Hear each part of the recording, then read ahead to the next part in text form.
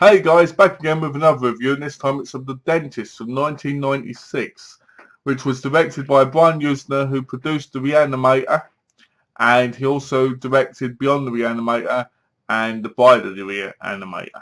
And it stars Corbin Bernsen, Linda Hoffman, Michael Stadbeck, Ken Foray, Tony Noakes, Molly Hagan, and Mark Ruffalo.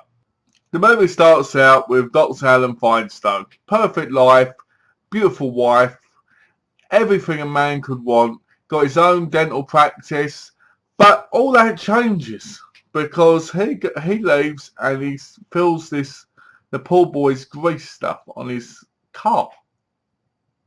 So he goes back in, he looks out the window and he sees his wife having sexual relations with the poor boy. Now, he goes a bit mental, he has this imagination of things he does to him, and then he wakes up. But one part of the film before this, which I think is quite interesting, is we find that he takes tablets, pills for some reason.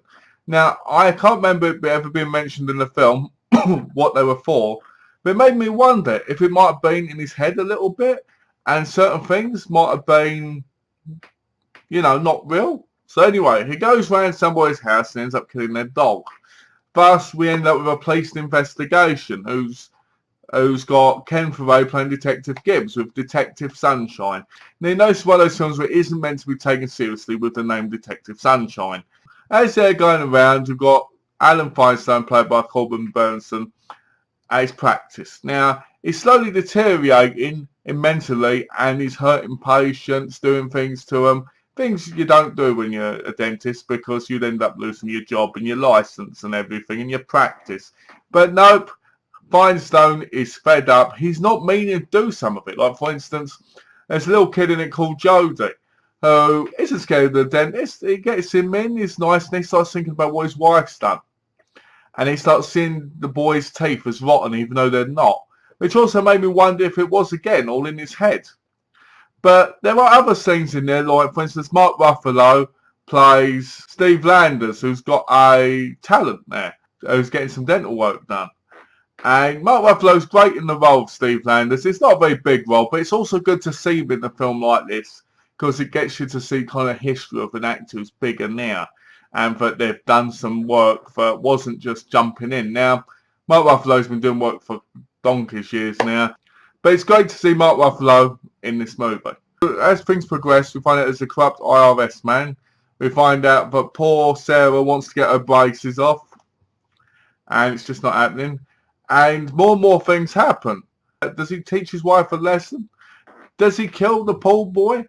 Does he do any of this? Well, But anyway, as the movie progresses, he gets more and more crazy. His mind's going more and more. He goes from doing slight little mistakes with his wife to going really over the top and really losing it. I do really like this movie. This movie was one of those films that scared me as a kid and didn't make me want to go to the dentist at all.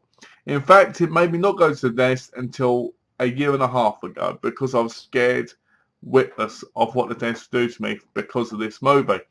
Now, depending on what type of horror fan you are, you probably will either really love this movie or you'll really hate it. What I mean by that is it can seem slow and dull at times, but it's not that bad. It keeps the pace going with some great music. And another one of the great things about this movie is we get to follow Dr. Feinstein. We don't follow the victims, we follow him. So we get to see his progression through the movie and deterioration mentally. And that brings a lot of power to the movie, in my view. It's not a big budget movie. It cost us, what, 2.5 million to make? It's not a lot, but they did a really great job with what they got. I highly enjoyed the movie. I'd recommend it to people who are not big on gore, but enjoy a decent amount. Now, there's a realistic amount of gore in it, in the fact that, there's some blood. Later on, there's some real, more gory points in it.